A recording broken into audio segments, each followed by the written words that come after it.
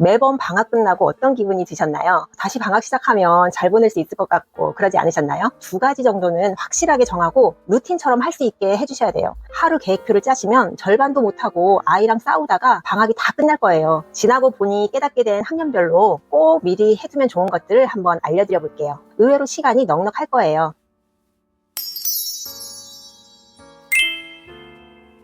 안녕하세요. 브런치 육아의 김은입니다. 여름방학이 벌써 다음 주로 다가왔죠. 장마 기간이라서 그런지 여름방학이 다음 주로 다가온지도 몰랐어요. 어머님들이 마음이 조급해지고 걱정도 되시고 할 텐데요. 저도 이번 여름방학은 초등 마지막 여름방학이라서 아이랑 어떻게 보낼지 생각을 좀 해봐야 되는데요. 매학년 여름방학, 겨울방학을 반복해서 보내면서 깨달은 게 몇 가지 있어요.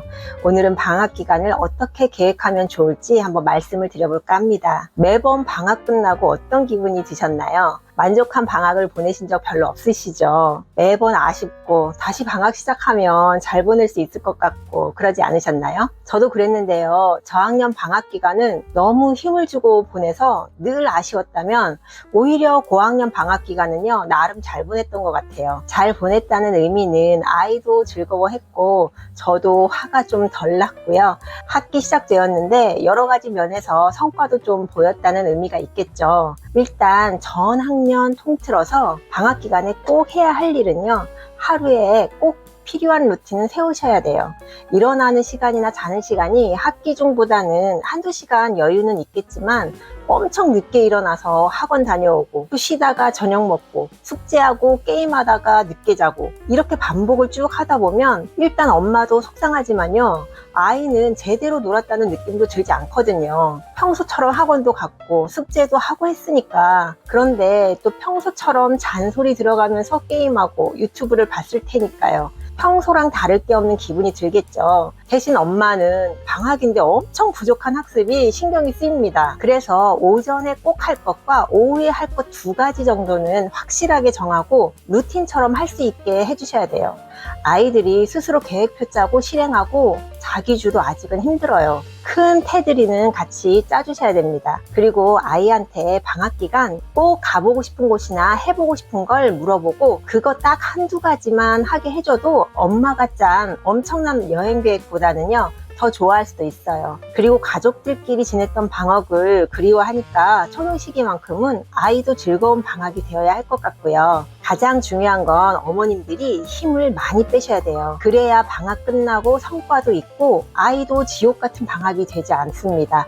아이들이 오죽하면 방학보다 학기 중이 더 낫다는 말을 하더라고요. 방학 때니까 할 게 더 많다고, 방학 때 뒤처진 과목 다 따라잡고 책도 많이 읽히고 수학 선행도 해놓고 학기 중 못했던 영어 단어도 암기해야지 하시고 하루 계획표를 짜시면 절반도 못하고 아이랑 싸우다가 방학이 다 끝날 거예요. 특히나 여름방학은 한 달도 채 되지 않기 때문에 절대 많은 걸 계획하시면 안 되세요. 꼭 필요한 거 한두 가지만 온전히 실천하겠다는 마음으로 시작하시면 의외로 시간이 넉넉할 거예요. 지나고 보니 깨닫게 된 학년별로 꼭 미리 해두면 좋은 것들을 한번 알려드려 볼게요. 일단 저학년 1학년은요, 정말 많은 학습을 시키려고 하지 마시고 책만 실컷 읽게 하고 많이 놀게 해도 좋아요. 그리고 연산 정도만 하루 30분씩이라도 힘들지 않게 꾸준히 하게 하면 그 정도로도 충분히 좋습니다. 무엇보다 글을 읽고 쓰는데 많은 공을 들여 놓으셔야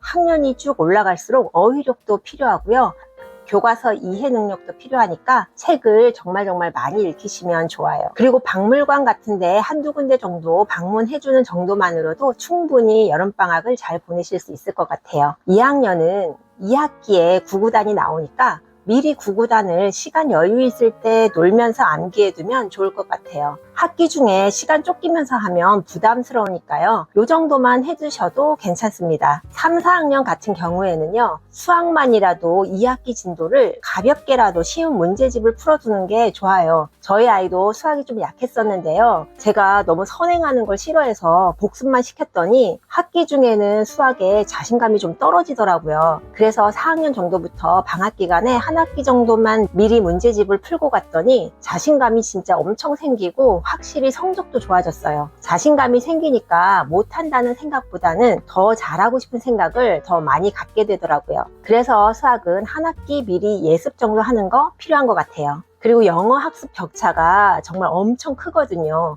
어떤 친구는 이제야 간단한 한두 문장 이야기하는 수준이라면 또 어떤 친구는 두꺼운 영어책을 읽을 정도로 수준이 매우 높아요. 그리고 영어 과목 시간이 일주일에 그렇게 많지 않기 때문에요. 진도가 꽤 빠르게 진행이 되더라고요. 영어는 미리 2학기 교과서만이라도 한번 읽으면서 빠르게 예습을 하고 가는 게 좋습니다. 어느 정도 공부가 되어 있는 친구들은 교과서 말고 다른 영어책을 방학 동안 30분씩 읽어도 좋고요. 단어를 암기해야 한다면 하루에 20-30개 이렇게 암기하기보다는요. 그 단어가 나와 있는 문장 자체를 10문장씩이라도 함께 공부하는 게 도움이 될 것 같아요. 그리고 5학년은 2학기부터 사회 과목에 한국사가 나오기 시작하는데요. 엄청 압축해서 진도가 쭉쭉 나가요.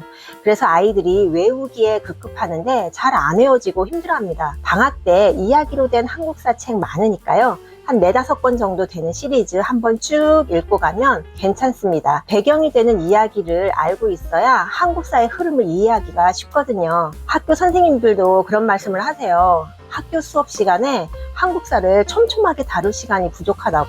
그래서 정말 훅훅 진도가 나가면 아이들이 너무 정신없고 또 재미없어 하기 쉬우니까요. 미리 배경 지식을 책으로 읽고 가면 도움이 많이 됩니다. 저도 아이랑 자기 전에 매일 한국사 책을 같이 읽었거든요. 도움이 정말 많이 되었어요. 마지막으로 6학년은 저도 그렇긴 하지만 내년에 중학 입학하기 때문에 걱정이 많으실 거예요. 사실 여름방학에 많은 걸 해내기엔 기간이 짧아요. 수학 한 학기 예습 정도 시키시고 독해나 글쓰기를 좀 하시면 좋을 것 같아요. 중학교 가면 수행평가가 많은데요. 대부분 글을 쓰는 거예요. 정말 글쓰기 안 하던 친구들은 채우기를 버거워하고 진짜 고역이 따로 없거든요. 짧은 비문학 지문 하나씩 정독해서 읽고 읽는데 5분도 안 걸립니다. 몇 줄로 요약해서 글을 쓰는 연습을 해두면 수행평가뿐만 아니라 국어나 다른 과목 공부에도 많이 도움이 될 겁니다. 제가 쭉 학년별로 말씀을 드렸는데요.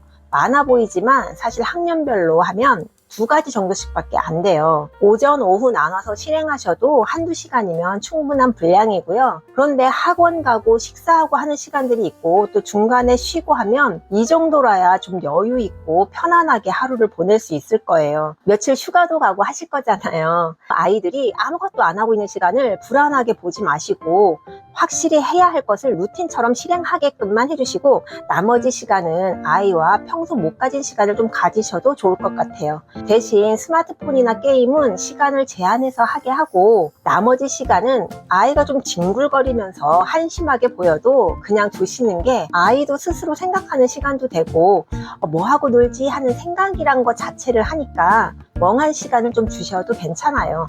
너무 빈틈없이 꽉꽉 시간을 채우려고 하지 마시고요. 불안감을 좀 내려놓으셔도 될 것 같습니다. 오늘 아이와 함께 방학 중에 꼭 해보고 싶은 거, 꼭 해야 할 학습을 미리 얘기해 보시고요. 즐거운 방학을 맞이하시고 우리 그럼 다음 브런치에 또 만나요.